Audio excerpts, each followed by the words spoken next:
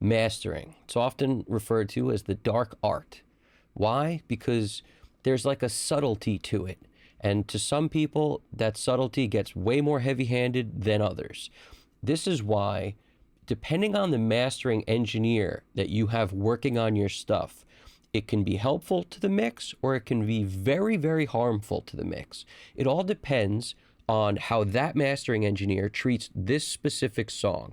Now, that seems rather obvious, but let me just show you two different examples and philosophies from two different people who are renowned mix engineers. One, Andrew Scheps, somebody I talk about a lot because I love his philosophies and I love the way he thinks about music.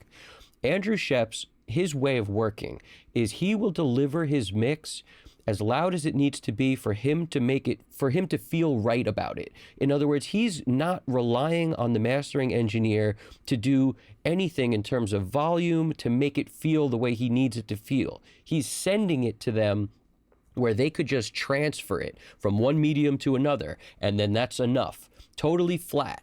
So he's not looking for a mastering engineer to bring up the volume. He's not delivering mixes in that way. That's the same way I work. I will deliver the mix to a point where it is competitive at the level it's at when I send it out.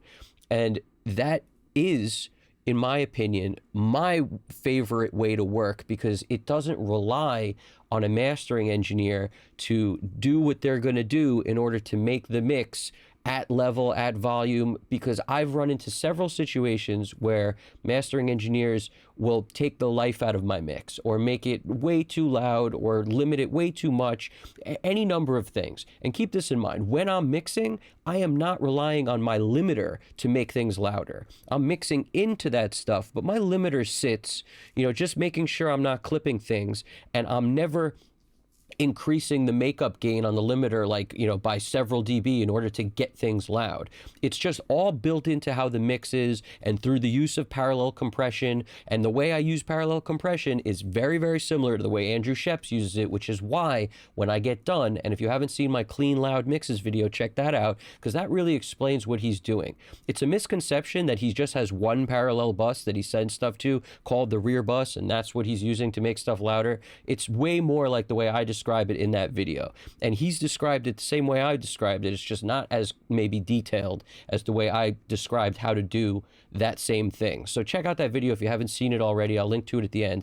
But the point here is my goal is to make the mix competitive when I'm done. Now, if a mastering engineer masters it, I'm in no way saying a mastering engineer's job isn't great because maybe there's a real value to a second look, but I recommend, if you're the guy who mixes it, you want to hear what the mastering engineer does when he's done. You want to hear that and you want to compare it to your mix and you want to instruct your artist to do the same.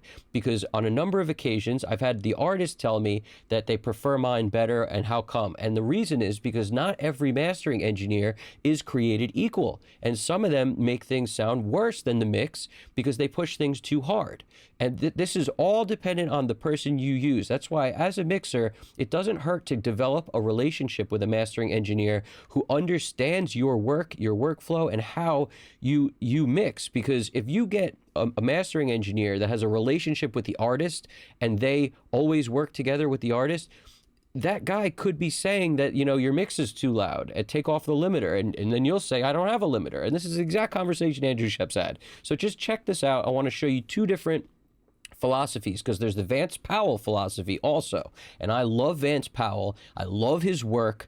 And he works in a very opposite way to this where he does leave some room. But just check this out. The clips I'm about to show are fair use for teaching purposes. Fair use for teaching purposes.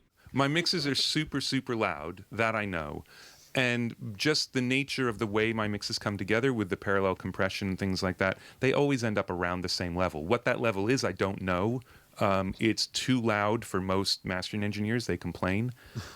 I think I'm making their life easier because all they need to do is transfer it. But yeah, I have absolutely no idea. I mean, I mixed something. This is back when I was still on the console. And Bob Ludwig was mastering it, who I respect. I mean, he's a genius, and he's kind of one of the people who invented mastering in a way. And he called me up and he said, hey man, I don't know what you're doing, but your mix is at +8. Like, +8 what? Like, what are we even talking about? I don't, it's like, well, can you send me one without the limiter? Well, there isn't a limiter. What do you mean there isn't a limiter? I don't know. I'm pushing the console until it feels good. So my mixes are crazy loud, and I really don't ever look at anything. But listen how Vance Powell works. I mean, there's a famous New York mastering engineer that masters everything way too loud, who literally told me I was wrong. Right. And that he was right. Sure. And that his mastering was fantastic. And I was like, okay, but no. You know what I mean? Like, and mastering's a weird deal too. I've kind of gotten between the band and the mastering engineer before. Right. Like the band has a relationship. Sure. And then I'm like, well, okay, I'll see. And then they master the record and the band loves it and I don't. And so as a producer, it's your job to say, no, we're not going to do that. By the same token, it's not my job to destroy relationships that people have had. Sure. So sometimes I will just have to, sometimes this happened a couple years back, I have to just sort of go, the band loves it. It sounds good. Let me see if I can just talk my fixes into it. Right. You know, let me just see if I can get a little closer to what I want. And it was all about being loud. It was too loud. And so I asked for a, you know, give me a dB, just give me a half dB or something back. Just give it a little more, just a little more of what I mixed. You know what I mean? Yeah, absolutely. And they did, and it was okay. It's fine. But like, you know, the first two Chris Stapleton records, Pete mastered flat. Great. They're mastered flat with no limiting. Great. So when you play them, you know, they're not as loud as Luke Bryan's record. Right. But it did seem to stop it at 5 million copies now. Sure. You know what I mean? Yeah. So, you know, all that stuff. And Pete did that. And that was one of, not the first two records. The second record Pete actually did master and he did do some work on. And I loved it. It was awesome.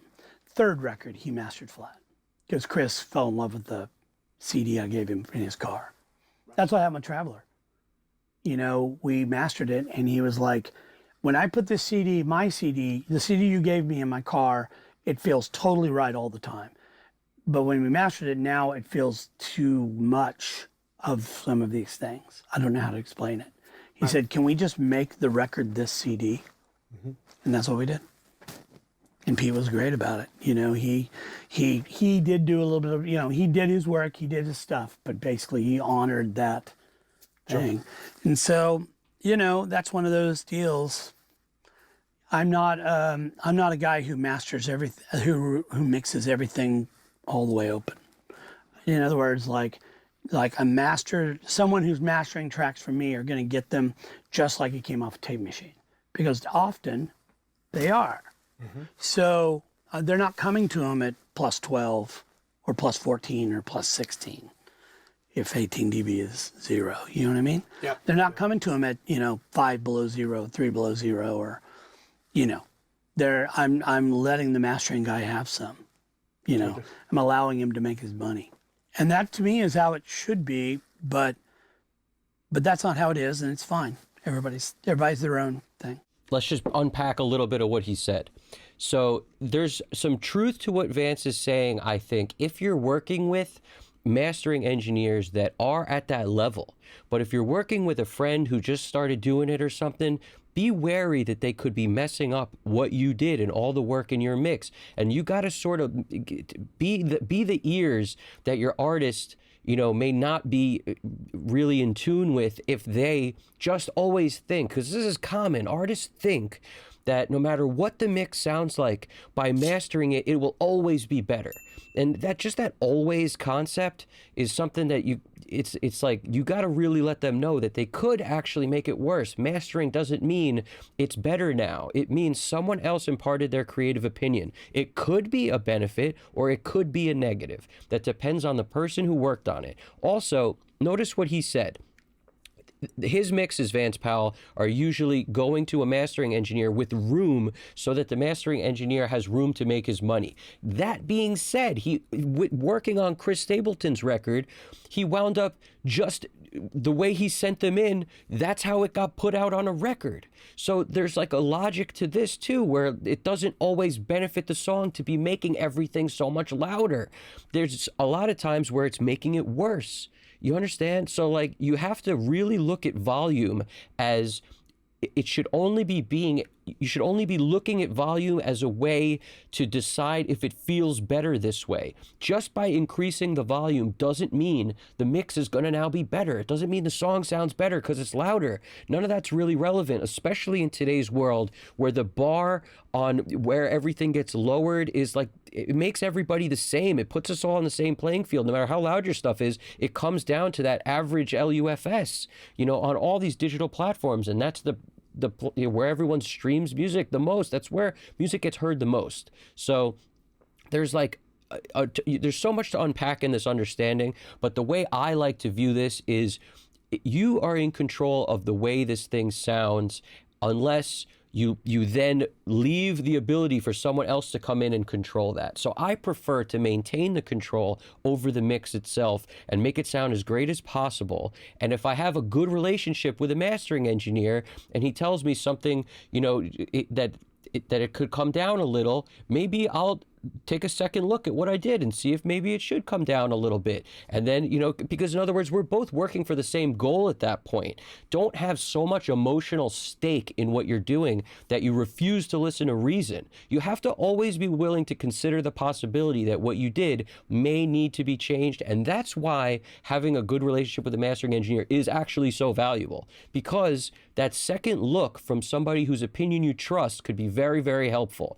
And by the same token, that second look by somebody who doesn't really know what they're doing can absolutely ruin what you've done.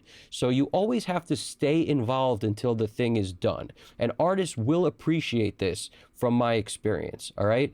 And a lot of times, just like Andrew Scheps was saying, when he's done, it could just be transferred in mastering. It doesn't need to, anything needs to be done in mastering at all. Nothing needs to be done. Well, in that case, you're somebody extremely valuable then to the artist, because they don't need to rely on a mastering engineer to bring it there. You're bringing it there already. So there's just so much to unpack here. I find this all very relevant, but from, my personal opinion you should not deliver stuff, negative 6 dB, FS, 6 dB below zero on a full scale. You shouldn't be doing that to allow for a mastering engineer to make it, to make it competitive. You shouldn't be doing that unless you have that relationship with a mastering engineer and you can really trust what they're doing the way Vance Powell has that relationship, because that's the difference, all right?